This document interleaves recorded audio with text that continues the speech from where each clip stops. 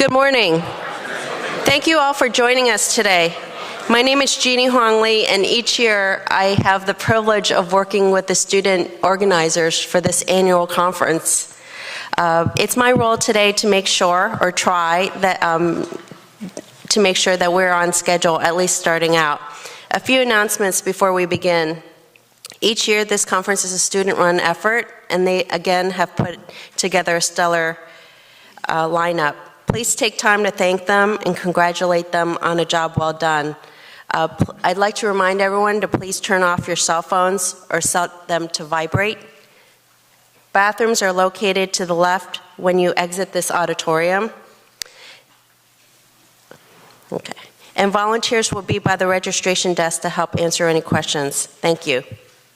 At this point, I would like to introduce Dean Rich Lyons. Appointed Dean since 2008, Rich Lyons came back to Berkeley-Haas most immediately from Goldman Sachs, where he served as the Chief Learning Officer. In his second term as Dean, he has identified one of his priorities as expanding the school's global footprint. Dean Lyons will give opening remarks and introduce our keynote speaker.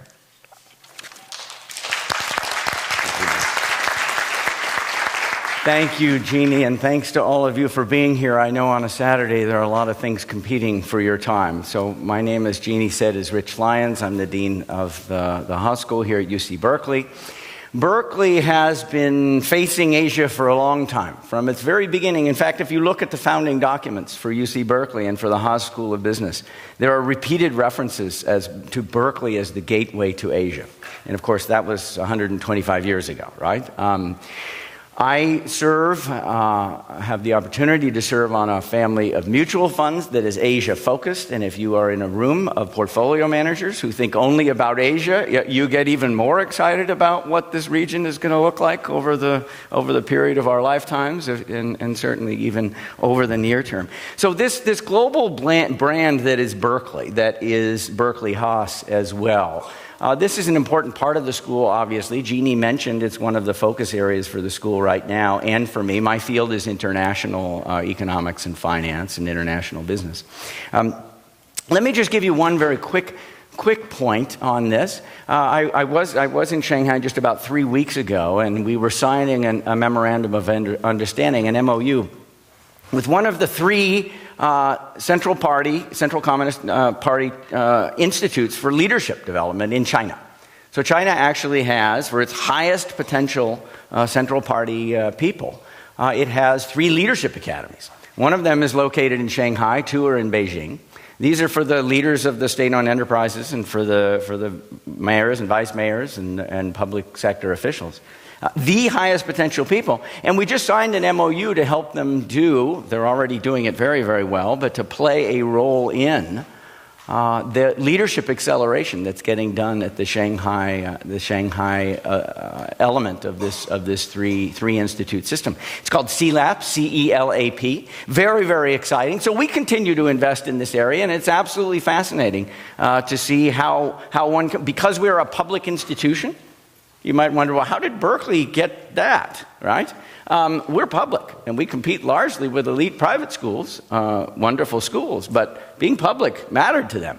Our culture mattered to them, right? Well, we talk about students always, and boy, is that an easy phrase to translate into a Confucian worldview, right? So much of that connection is there and remains there. I want to thank our 2 student leaders today, Hanny Yang and Sean Yokomoto, both MBA 2014. They really put this whole thing together along with the team. So first, let's give a hand to Hanny and Sean. Thank you very, very much. And there's a big group of our MBAs. You know, these student-led conferences, they bring a lot of vitality to our program. There's just no question about it. Could we get hands raised of those people that helped put the conference together so we can give you a hand as well? Please, those students that helped organize the conference. Thank you. Up here. Thank you very much. We greatly appreciate it. We appreciate the sponsors. There are a lot of sponsors that made today's conference possible. Just a few: Bank of Tokyo Mitsubishi, UFJ, Union Bank, Matthews Asia Funds, Center for Japanese Studies at Berkeley, Berkeley-Haas Asia Business Center, the Clausen Center for International Business, and the Samsung Open Innovation Center. I thank all of those. There were a number of other partners that made contributions in kind that made your experience, or will make your experience better today, so I want to thank them as well. We have over 300 attendees here today, right? Some will not be able to stay the whole day, but there's tremendous energy around this topic. I don't need to tell you that. It's a very, very exciting part of what we do. Disrupting Asia, right? Asia is itself disruptive. Asia is being disrupted just like every other thing in the world, right? We think about higher education or management education, right? We are being disrupted, right? This whole ed tech, educational technology revolution, it's like, holy smokes. Higher ed is thinking about what its future is going to look like. And at no time since I've been in the profession has it looked anywhere near as disrupted or disruptable as it does right now. And this is going to be true in lots of regions, but Asia is going to be playing a fundamental role there. So we have the pitch competition component of this conference. It's the first time we've done that. We're finding that in most of our conferences, whether it's healthcare or women in leadership or Asia business, a pitch competition component is something that's increasingly demanded. People want to see what are the freshest ideas, what's at the front end, what are the people who are shaping our future thinking about. So Professor Peter Goodson, who's just one of our very, very best faculty, will help put that together, and I want to thank him for that. So let me turn to introducing our wonderful keynote speaker here today. Holly Liu is a distinguished alum of another of our wonderful master's programs here on the Berkeley campus. It is the master's program in Information and Management Systems. I had the pleasure of meeting Holly not so long ago when I went to the Kabam headquarters, and she and I are thought partners in many ways. We think about a lot of the same things, and we're passionate about a lot of the same things. Things like, so even though I'm an economist and financial person, culture. The role of culture. What is that secret sauce that binds people together? And how does that create institutions in non-replicable ways? That is just fundamental to great institutions, and she understands that so well and is applying that. So she has helped us on a number of different fronts. She gave a talk at a recent alumni chapter. She's really gone beyond herself in many, many different ways, which is another of our defining principles here at the Haas School, beyond yourself. So let me introduce Holly, and we'll get to her talk right away. She is co-founder and chief of staff of Kabam, the leader in the Western world for free-to-play core games, as most all of you know. She oversees Kabam's corporate culture as head of people operations, or people ops, as they call it, which is responsible for driving Kabam's vision, mission, values for more than 700 employees, very close to 800 now, in offices around the world already. Holly has helped build a world-class human resources team responsible for recruiting and retaining top talent, and has grown Kabam's personnel base by 500% in 3 years. So this is a rapid growth environment.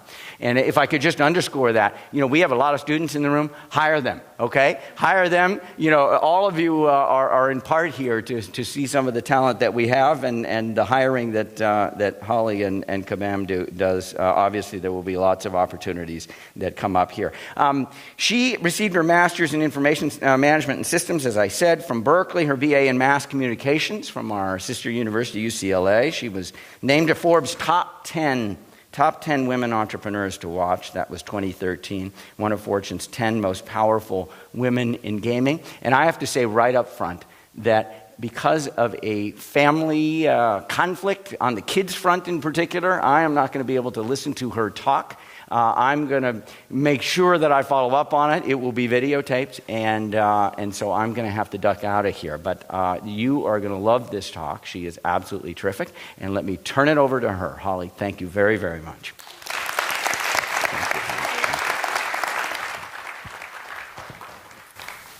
Thank you, Dean Lyons, for that wonderful introduction, and welcome, everyone. Thank you all for being here today. To the slides? Okay. It's so exciting to see a room full of people who love and are connected to Cal. I'm always amazed by how deep and wide these Cal connections go, particularly when I run into or work with Cal alumni at Kabam, not just at the San Francisco offices, but in our European offices and even our China offices. What it reminds me is that our connection here at Cal runs deeper and wider than past these walls to around the globe.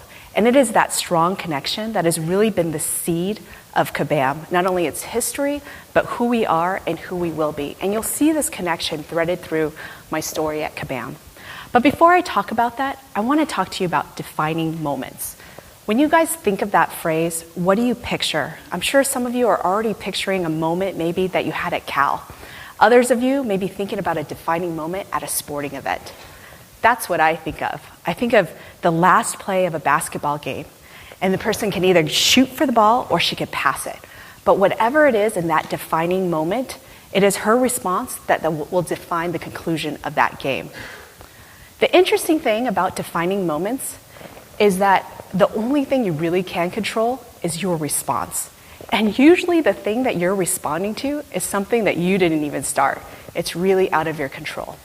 Today, I want to challenge us to push past living a life of responding, and instead of having defining moments, define your moment. Because I truly believe that when you define your moment, your life will leapfrog into a trajectory that you cannot even have imagined. So what does defining your moment look like? So I've broken up the story into 3 parts and talk about at each step, what does it look like to define your moment? So the first one is really my experience before Cal. We kind of call that BC. And I'll talk about what did it look like for me to define my moment. And then at Cal, what kind of moments did we define that eventually defined Kabam? And then finally, for Kabam as a company, what was that one moment that enabled us to leapfrog our company onto a trajectory that we couldn't even have imagined? So about 1.5 years ago, I was sitting at dinner with some friends and family, and the question on the table was, what was your proudest moment? And without any hesitation, I answered graduating from Cal with a Master's of Information Management and Systems. It was one of the first times in my life that I had fully owned the life decision, was fully accountable for it, and fully responsible for that. Now, in order for me to kind of unpack that and explain why that was, I need to tell you a little bit how I was raised. So I am the youngest daughter of 2 Chinese immigrant parents, and they are some of the most wonderful, loving, and doting Chinese parents. And in stereotypical fashion, they were helicopter parents. Now, how many of you know what helicopter parents are or are raised by helicopter parents? Oh, not as many as I had thought. So maybe, I don't know, maybe the new phrase is probably tiger mom. So for many of you, yeah, probably is.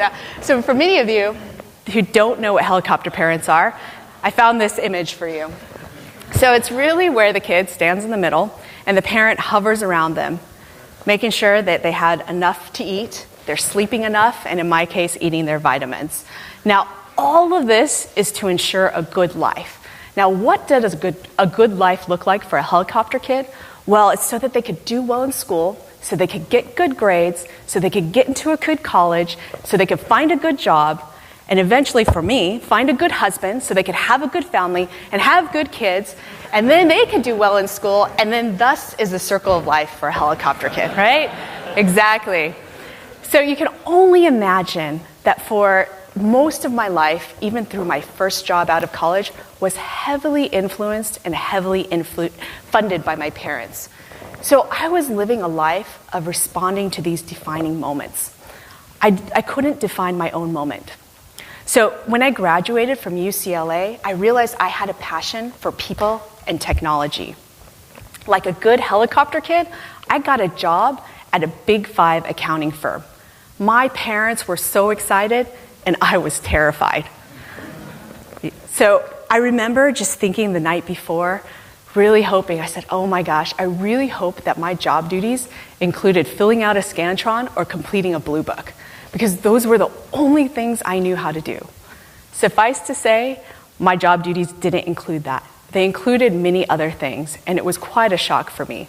However, I learned many, many things, particularly about working with people. I learned a lot about work culture and how different it was. For example, I remember my roommate, she had graduated a quarter ahead of me, and she said, "Oh my gosh, this work thing is really crazy, Holly." I said, "Really? What's so strange about that?" She's like, "You're going to be tired all the time." I go, "Oh no, I won't." And sure enough, I was in bed by 8, up at 7, super tired, could never pull an all-nighter again. I certainly felt really old. Now, the other thing that work offered in terms of the exposure for people is that I was working with people of many different ages. You know, usually in school, you're sitting with your peers all the time. So the backgrounds were very diverse. There were very different educational levels, as well as from different backgrounds altogether. And it was at that place that I learned a lot about how to work with such a diverse background. Now remember, my second passion was technology. So what kind of technology was I exposed to at the accounting firm? Well, Excel was my friend, same with PowerPoint. And then I was exposed to how to work the phones. I remember just my first job when I was on the conference call with a partner and I had to dial in another partner, and I was just thinking, oh my gosh, I went to college for this. I don't know how to use the phone. But I did figure it out, and that's why you do go to college. However, that little bit of exposure was not enough exposure to fulfill my passion of technology. So I began to really consider, a year out of college, switching my career. And I told my parents, and they were shocked because they said, "Oh my gosh, you finally have a good job. You are going to disrupt the life of a helicopter kid." And the problem and they encouraged me to push past that and just make lemonade out of lemons. But I was still very unhappy, and I pretty much felt like a square peg in a round hole. I just didn't quite fit.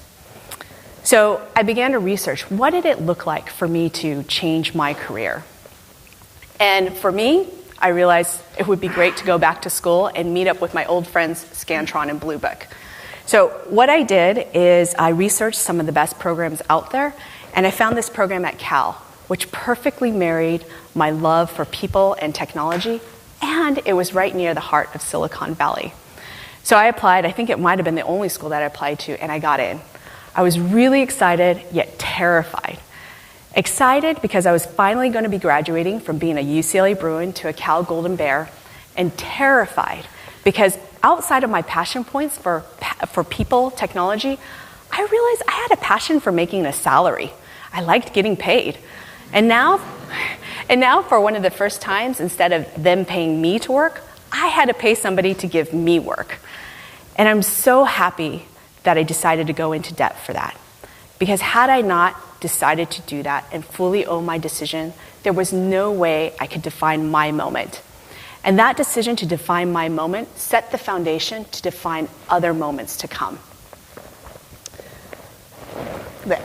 So had I not gone to Cal, there would have been so many things that would not have happened.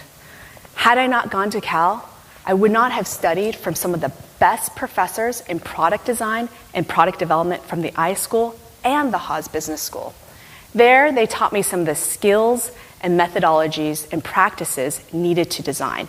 That up to the left was one of our games that we didn't launch, it was a long time ago, but some of those methodologies were used there. The other thing that I was taught was what skill set and what type of team members were needed to build a team to make great product. And that is my team, which we were working on initial products with. Had I not gone to Cal, there is no way I would have been able to learn from the very best professors. Had I not gone to Cal, I would never have started Kabam. These guys are my other co-founders. So to the right, that's Wayne. He's the front-end technical co-founder. He's an honorary Cal alum, only because he went to CMU. The middle, I'm not too sure if some of you may know, is Kevin. He is our founding CEO and an undergrad Haas alum. And then to the left is Mike Lee. He is our technical co-founder. And he went to, as you can tell, Berkeley Engineering. He was EECS. Now, I had grown up with Kevin.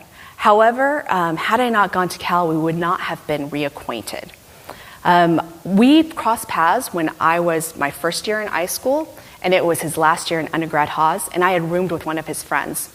And what I love about university and college It's really a great time where you can own your time. So we would cross paths, and sometimes we'd have conversations. And sometimes they would be rather deep, and sometimes they'd be rather light. The thing that I was impressed by and knew, but not surprised by, his raw intelligence, his talent. But the thing that surprised me and really impressed me was his mindset and his values and his character, how they were being formed right before my very eyes. We spoke about things like, how do you value being smart? How do you value a human being? What does that look like? How do you measure? So when we began the venture of Kabam, there was nobody else that I wanted to become CEO but him.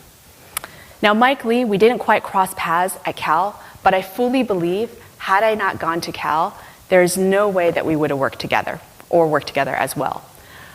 Him and I crossed paths a year after I graduated from Cal. We were working together, and he was working on a startup on the side. Sometimes he would come in dressed up, and he finally told me that he was trying to pitch his startup on Sand Hill. And it was using the same skill sets that he learned in an entrepreneurship class at EECS when he was doing his startup. And we began to work together. Again, what wasn't surprising to me was his raw talent, his intellectual horsepower. But what was really great was working with him because we shared the same values. The values of hard work, wanting to make a difference, and building awesome, awesome product. Now, had I not gone to Cal, there's no way this would have happened, nor would Kabam be started. And for us, coming to Cal was much more than learning skill sets. It was really a place for us to deepen and mature our value system and our mindset. And this, to me, didn't come to head until Dean Lyons came to visit us. He mentioned that in the beginning. He came to visit us, and he spoke about many things. And one of the things he spoke about were these 4 values at Haas. Question the status quo, confidence without attitude, students always, and beyond yourself. And when he was talking about that, I was so amazed because I realized that 75% of those values were very similar to the values at Kabam. I realized that the university was building a legacy in us so that we could build a legacy in Kabam. So what does that look like? How are our values so similar? So question the status quo. We have a phrase at Kabam, and we say, go big. And there's no way we can go big without questioning the status quo.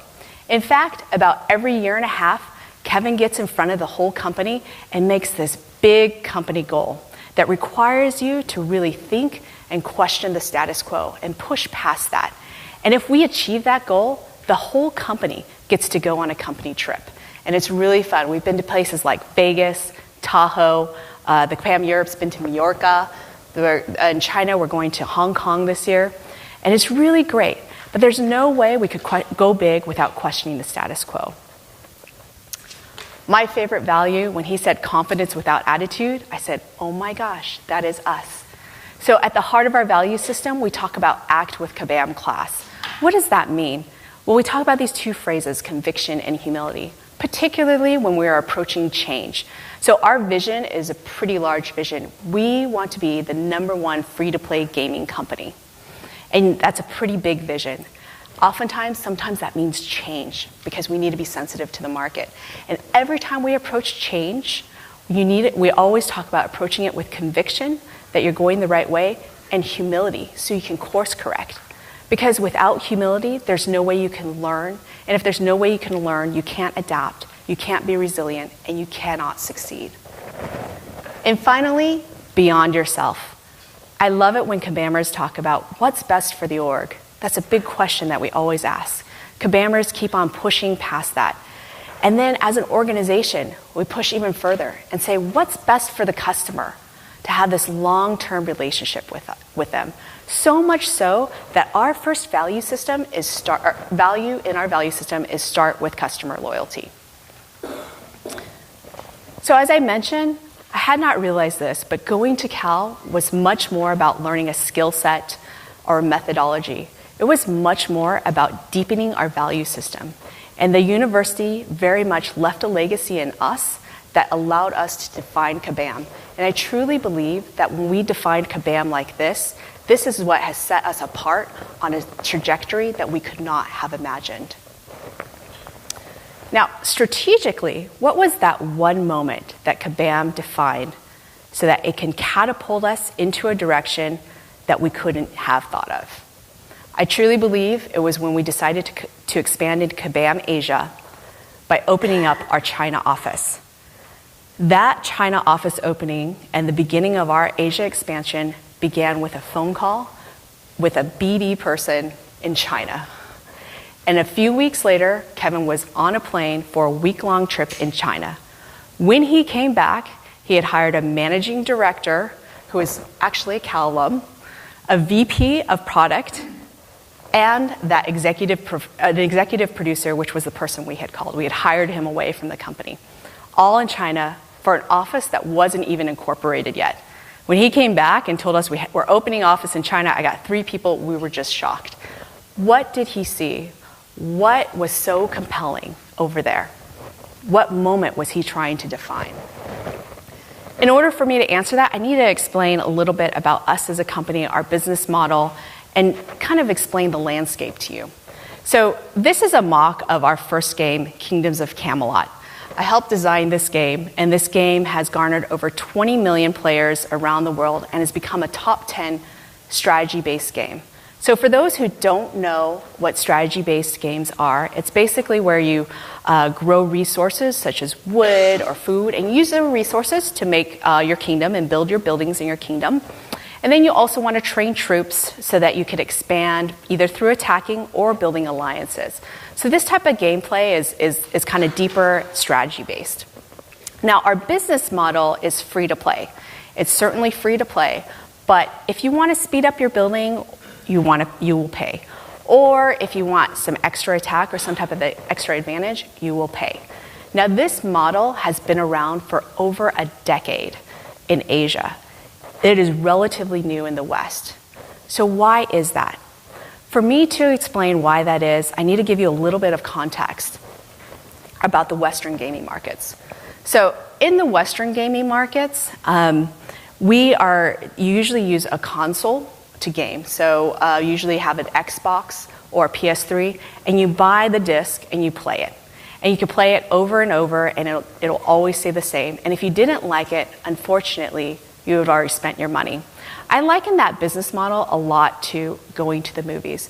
Now, how many of you have gone to a movie that you did not like? Yeah, a lot more. Yeah, so you feel like you have just wasted 2 hours of your life. You've already paid the money and you can't get that money back. Now, imagine if the business model was different. Imagine that for the first 30 minutes it was free, and then for every 10 minutes afterwards you paid $1 to watch. I guarantee you that the movies that were being created would be fundamentally different. On top of that, the movie creators would see movies as a service. And that's what the free-to-play gaming Asian market looks at this industry. They look at it as games as a service. In fact, many of the Asian game developers have a 24-hour dedicated hotline for their VIPs. In case they get stuck in a game, they can call. Yeah, it's pretty amazing. And that is really games as a service. So why did this expand in Asia? Why was free-to-play gaming so big? Well, I think it was really due to 3 things, or really lack thereof of 3 things. The first is lack of space. Second is lack of IP, and lack of internet access, particularly for China. Lack of space. So Asia is one of the densest countries. So on your top left is, this was a very famous photo essay of Hong Kong slums. They were taking photographs from the top down. To the right, it looks like a dorm room, but that's from South Korea. That is an apartment.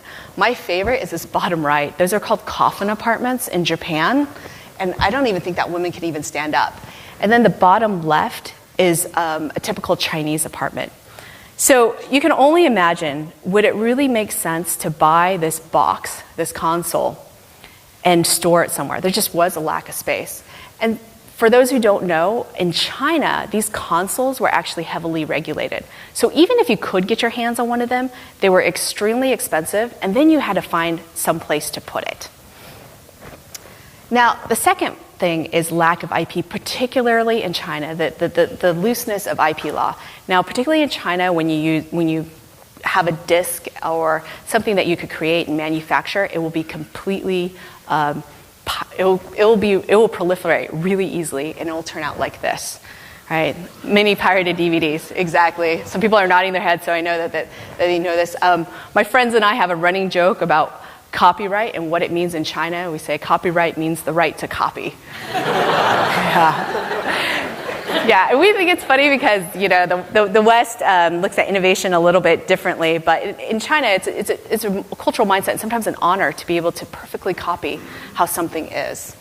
Now, for gamers, though, it didn't make sense for them to put it on a disk. They knew it would happen this way. So what they did is they put it onto servers, right, to where people couldn't take it and proliferate it and copy it, and then, honestly, they just wouldn't make any money. And finally, particularly in China, the lack of internet access. So in 1991, I went to go visit my grandmother, who was living in a neighborhood commune, and I needed to make a phone call. And she didn't have a phone. Actually, nobody had a phone. Because why? They shared this neighborhood telephone.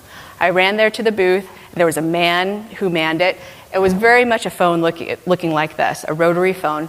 And he even dialed the numbers for me. It's because it didn't make sense to wire up all of China, right? Because in 1991, this is what the cell phone looked like. Yeah, it was a pretty heavy car phone. And so for China in particular, they had skipped that whole generation of being wired to wireless. And if you remember, I don't know if some of you can remember, but internet access in the beginning was through a modem dial-up, which meant it required a landline. So this really couldn't have happened. Now, looking at some of our other Asian countries and internet speed, they actually have some of the fastest internet speed. But there's a price to pay for this internet speed, and I'm sure many families probably would not have wanted to pay for that. So thus became the rise of this. This is, yeah, some of you are smiling. Do you guys know what this is? How many people know what this is? Okay, good number, yeah. It's an internet gaming cafe. How many of you have been in one of them? Yeah, so if you guys have been in it, it's super quiet. Nobody's talking, just a bunch of clicking, clacking, but there's so much action going on. You would not believe it. There is a lot. But I think this made a lot of sense in Asia. It solved the space problem. It solved the IP law problem. They were able to subsidize internet access, right? And now it's become a phenomenon to where a lot of people go there and they still play. Now today, everybody has these smartphones, right? These wireless devices.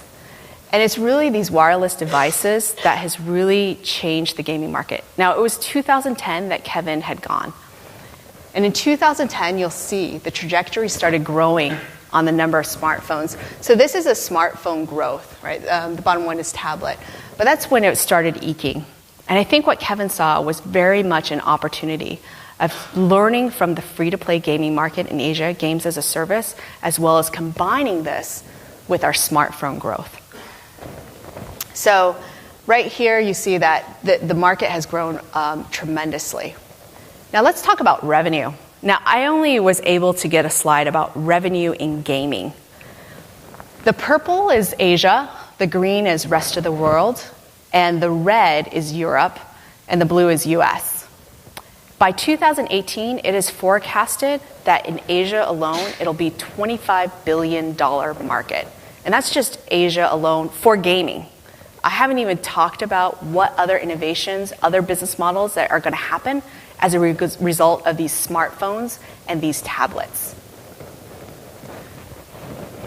So today, Kabam China. So had Kevin not decided to define our moment and open up the office in China, there's no way we would be able to leapfrog onto a trajectory that we couldn't imagine. What did this trajectory look like? Well, today, that's the China office. On the top left, it's about 200 employees. They were going on a Sanyo trip. The bottom right, this office has created the Hobbit game. That's on the phone, the iOS, and they are celebrating their $1 million day gross in revenue at the bottom right. But more importantly, had we as Kabam not opened up the China office, we would not have built this game. So this game is an extension of our Kingdoms of Camelot franchise onto the mobile phone. And in 2012, it won top grossing app of all of the iOS App Store. So that meant it beat out Pandora, Facebook, all of those things, right? And it really ushered in one of the first times that it was a free-to-play application that beat out those paid apps. Had we not defined our moment, there was no way we could begin the disruption on the Apple iOS store of free-to-play, and not only that, free-to-play games. So what does the future look like for Kabam, particularly when we define our moment? What is that next moment that is going to change the trajectory of Kabam?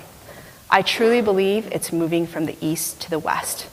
So we have a publishing arm of the business, and one of the exciting things about going after third-party publishers is we've really been able to close a lot of great partners and changing, particularly from Asia, moving them from the east to the west.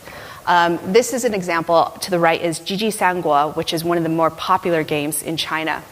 And we are westernizing it. We're helping them localize it here and expanding their audience in the West. They want to come to the West, and we want to learn from them. So it sounds like such a great partnership. We've even put together a $50 million Asian fund to make sure that these game developers are being supported by marketing costs and development costs. I truly believe that this moment is the moment that we're going to define that will take Kabam into a trajectory that we couldn't even have imagined. So, what does this mean for all of you? The opportunity is big. You just saw some graphs in Asia. You've heard stories about Asia. And I can't think of a better group than you sitting in this room to take that opportunity.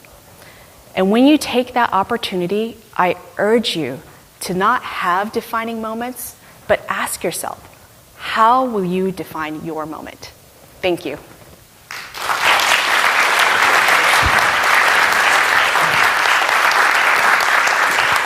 And if there's questions, okay, I think there's questions. So we have about 10 minutes for questions. So, oh, okay.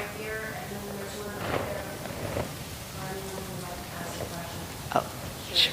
I'm an avid Cal football fan, and I was wondering how you reached the decision to name the deal after that. Oh, okay. So winning the naming rights. So the question was, how did we win the naming rights to the Kabam field? So they actually worked with an outside party. So what was really interesting about this backstory is they work with an outside party to find actually alumni-driven companies, owned companies, and to really start selling the naming rights, because that's what they were doing. And there was actually a lot of criteria.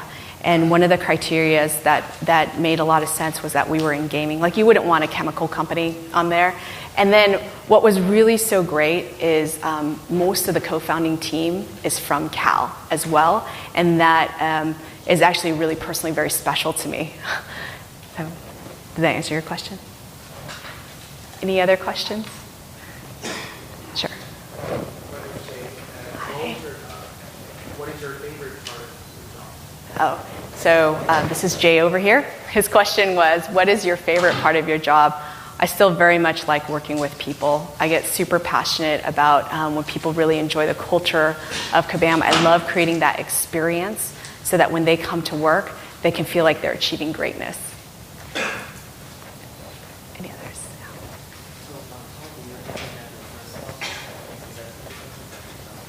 Okay, so the question was, how did our company how did we get our first round of investments and funding?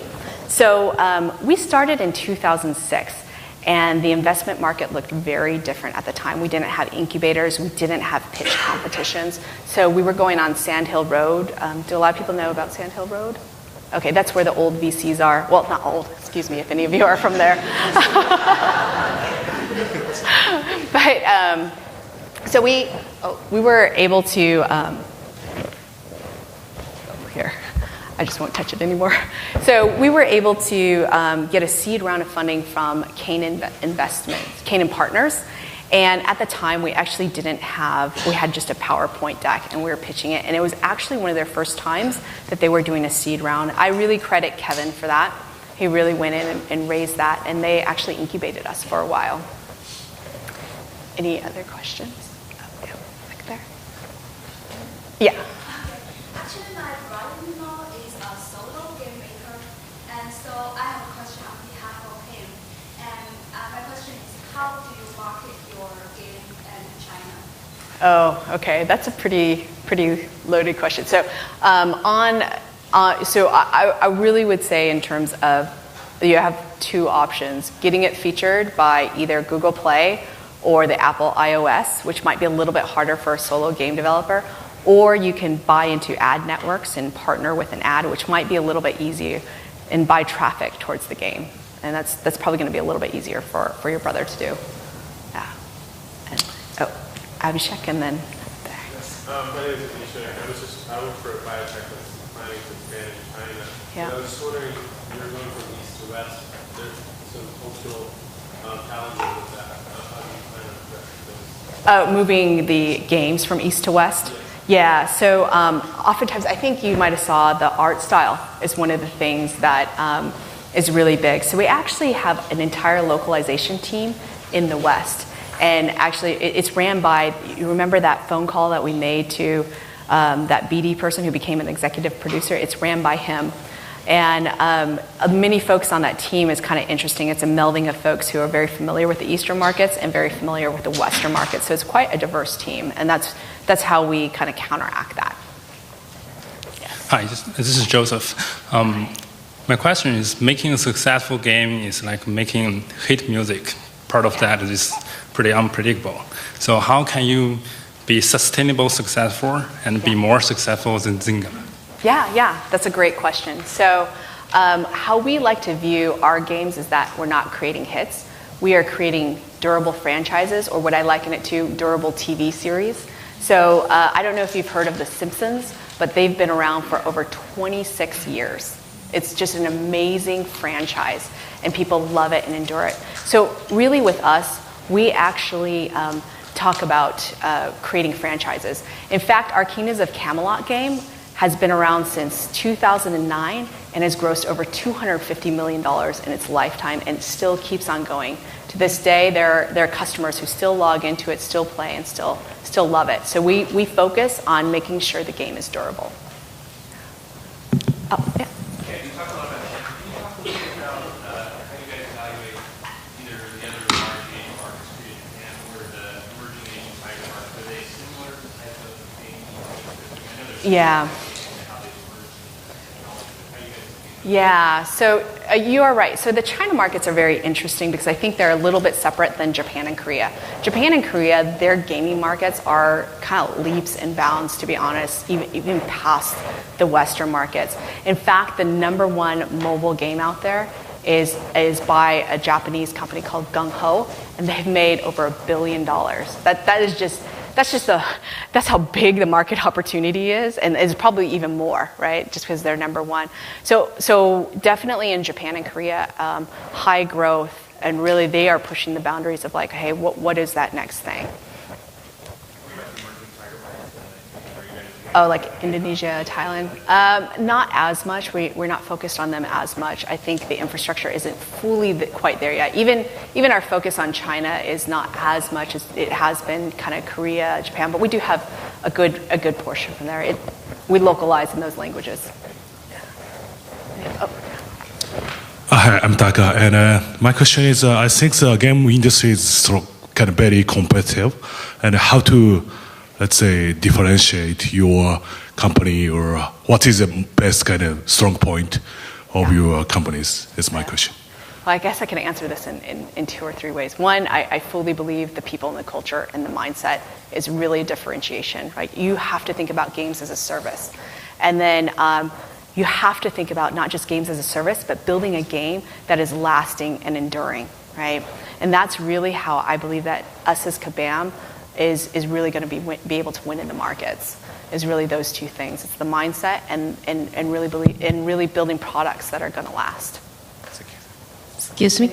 Oh, sorry. Sorry. My name is Angela Ching. I'm part of the MBA program at Haas and Cal alum two times awesome. before. I have a question about the free trade zone in China that they just set up. How does it help your company Sorry, development? I'm unfamiliar with V-Trace Zone. It's the free trade zone that they set up in China, Shanghai, and where they have simplified paperwork for a business transaction and help to develop new business in China and a lot of banking industry. So I'm wondering, how does it help your company's development, or does it help at all? Oh, that's interesting.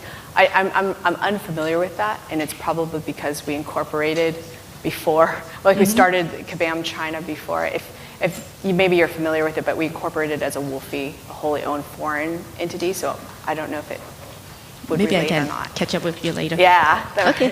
Thank you. Anybody else?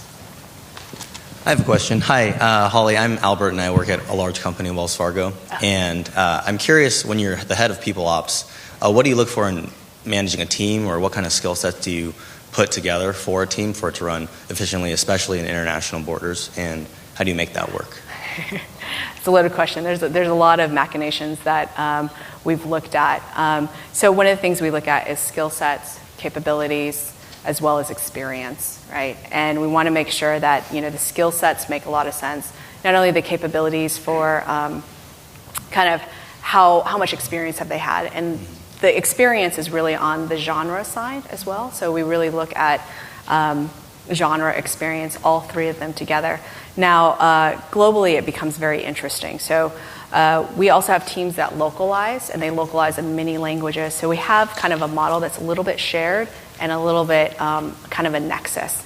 I do believe that a nexus of a game team, a game development team, is always going to be engineering, engineering, design, and a business person. All three of those kind of need to work together, and the business person or the creative mind, one of those two, need to work together. And then once the game goes, it releases to kind of more the shared services to help localize it and go into other languages. But past that, we also look for people who are, on a value character point of view, we look for people who are adaptable and resilient. I like this phrase where strong opinions loosely held. That's something that we certainly look for. We look for folks that are exhibit a lot of our values, and we do that through a recruiting system that makes sure that we're asking the right questions that kind of help funnel them through. And in fact, one of our recruiters are here today, so if you're interested in Kabam opportunities, here, Jonathan, raise your hand. We do have some really great opportunities, particularly with Asia and here. Great, thanks. No problem. Any others? Oh, okay.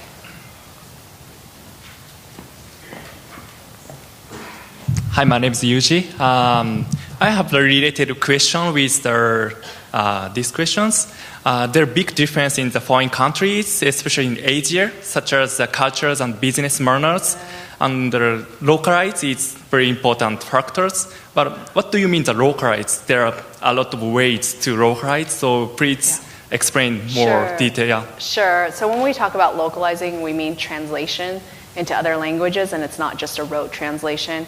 When we also talk about localize, so for us, games are as a service. So usually we run things like events and tournaments. That gets localized as well. So for example, in France, we think about making a Bastille Day. Bastille Day wouldn't make sense here, right? The third thing that we do look at is kind of the art and how does that make sense. And fourth, I do think this is something we're going to be looking at even more, is actually some gameplay. Because there's probably some gameplay type things that aren't as, it may not make as much sense for the West versus the East, and just kind of that culture. To make localize, do you have the partnership with each country or other ways? Yeah, so no, we actually have our own localization teams that create our, so for our own games, we have our own localization teams. Now for the games that we're bringing to the West, not only do we have our own localization teams, but they work with the Asian developers to help them localize it as well. So they'll say, oh, this artwork it won't resonate with the Western audiences. Okay, thank you. Okay. Holly has indicated that she'll be able to stay a little after. We'll be having a coffee break afterwards. Sure. So that would be great. Thank you, Holly. Thank you. Thank you, everyone.